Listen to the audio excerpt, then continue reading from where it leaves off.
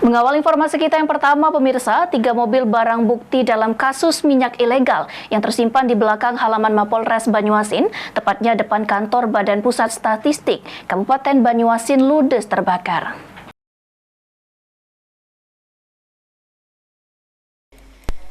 3 unit mobil barang bukti kasus minyak ilegal yang tersimpan di belakang halaman Mapolres Banyuasin bersama barang bukti kendaraan lainnya, tepatnya di kantor Badan Pusat Statistik Kabupaten Banyuasin, Kecamatan Banyuasin 3, Kabupaten Banyuasin, ludes terbakar pada Senin dini hari sekitar pukul 3:10.